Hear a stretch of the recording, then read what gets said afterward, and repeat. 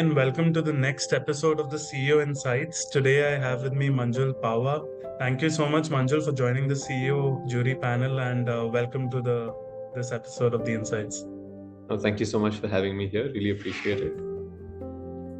Perfect. So this session is more about getting to know you better. And Manjul, the first question that I would like to ask in this candid interview is how would you best describe your leadership style? And the second part to that question is if I go around asking your peers that what are some Right, of the do's and especially the don'ts around Manjul, what do you right, think they'll say? Yeah, so your leadership style and the do's and don'ts around you. right. Look, I think it's very important to build consensus and get everyone aligned towards a common goal, and then build a team that is motivated towards achieving that goal. Right. I think the most important part of building any good organization is building a good team. Right? People who are as committed, if not more committed, than you are towards the goals that you want to achieve. What can people not do in front of you? What are the don'ts around you? Uh, Look, I think we want people to take ownership, right? And while we're very hands-on, we would want people to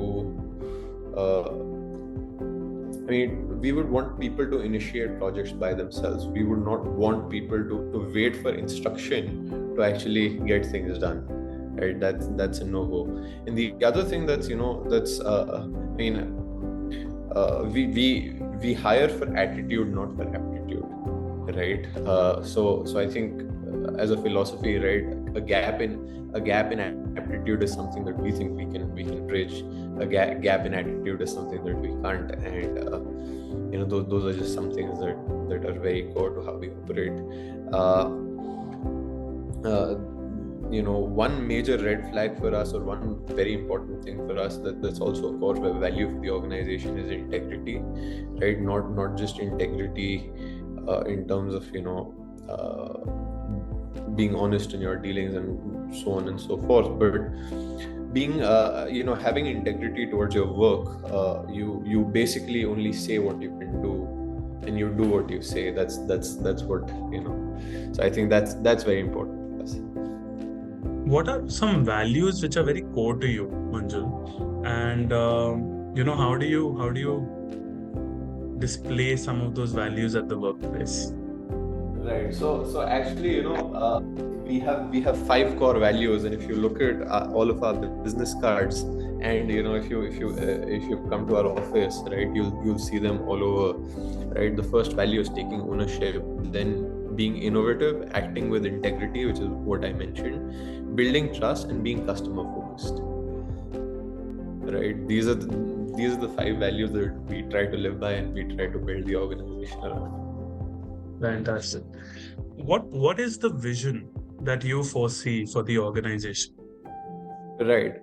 So the vision is of course bigger than the business that we're building. We see India being an important part of the global supply chain, and we are trying to do our best in terms of realizing the nation's potential in being a global manufacturing hub.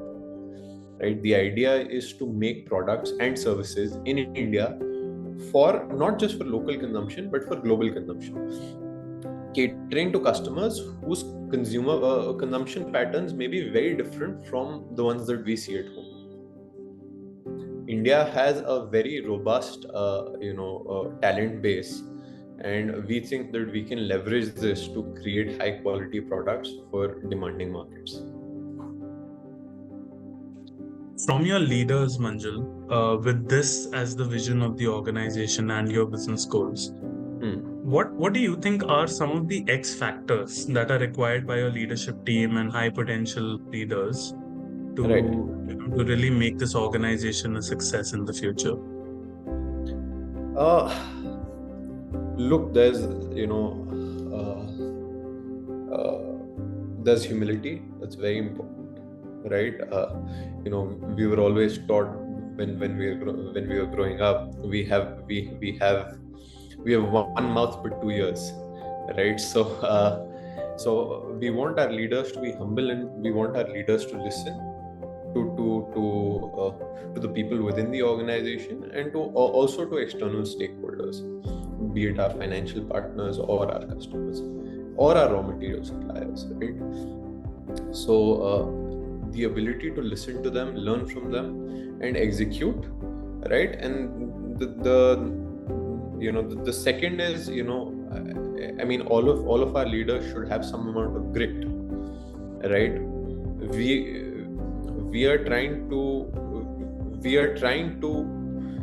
execute at scale and at pace, right? And sometimes things don't work out, right? Of course, it's disheartening when things don't work out, but it's a part of the game, right? You can't win every single point that you play, and if you try to do that, maybe you're not playing the right game.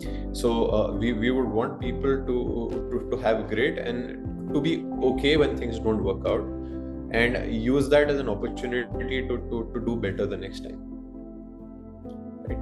A hypothetical question, Manjul, although you gave a view earlier, but still, let's say you're interviewing a candidate, right? And for a critical position, or you've got very limited time, and you can ask only one question to determine the fate of the candidate in your firm. Right. What will be that question? I'd actually just want to ask them why they want to come and work with us, right? And in any interview, I candidly talk about why someone shouldn't work for us, right? Before I ask them the question, I give them a list of reasons to not work for us. These are the things that we are not doing, which you currently may be doing. So why do you want to come work for us, right? So I try to push back against employment, and it's always interesting to see how people react. You might be speaking to a lot of folks in the Gen Zs, the folks that are just getting into the workforce. Right. When you work with this demographic, right, what is the most common piece of advice you find yourself giving to this generation? Things don't always work out. Doesn't mean we shouldn't shouldn't keep trying. Right? Especially when you enter the workplace, you realize that coming from a good educational institution, a high pedigree educational institution like top engineering college or top business school, a lot of folks we hire are used to things always working out for them, right? That doesn't always translate into things working out in the workplace. It may be because of them not being able to grapple with the problem, or it may be because of people dynamics, right? But I think it's important to know that even the best tennis players don't win 100% of the points. Fantastic. You spoke about the qualities or the areas that your leaders you might like to see in your leaders. But if I generalize a great manager, not necessarily working at Ralson, but if I just talk about a great manager, how would you define a great manager, Manjul? See, I think managers, of course, need to be functional experts, but they also need to have phenomenal people skills, right? It's important to have the ability to step in and assist when your mentee or when one of your subordinates needs help, but also have the discipline and the maturity to step away and provide enough elbow room for people to do their jobs. If I take you, if you build a time machine and I take you back to when you were maybe 18, 19 years old, right? With all the experience that you hold today, You get to spend 2 minutes with the younger Manjul, your younger self. Right. What is it that you would like to say to him? I firmly believe we are a function of, our past experiences, right? I don't think I would be who I am had the 18-year version of me done things differently, right? In hindsight, of course, I would have loved to do a lot of things differently, not not be punched in the face so many times, not made so many mistakes. But I think a lot of the mistakes that we've made as people, or we made as an organization, have made us more resilient and have made us better managers and better leaders. So I'd just say, stay put and keep executing as you do. Fantastic. This is the last question, Manjul. How would you best describe yourself in one adjective? I'd want to be somebody who is who was able to empower and influence people to do the right things. So somebody who can empower, right? Empowering, I don't know. Right. All right. Thank you so much. Ladies and gentlemen, what a pleasure to have Manjul for the CEO Insights with us today. Thank you so much, Manjul, for joining us again. Thank you so much for having me. Thank you.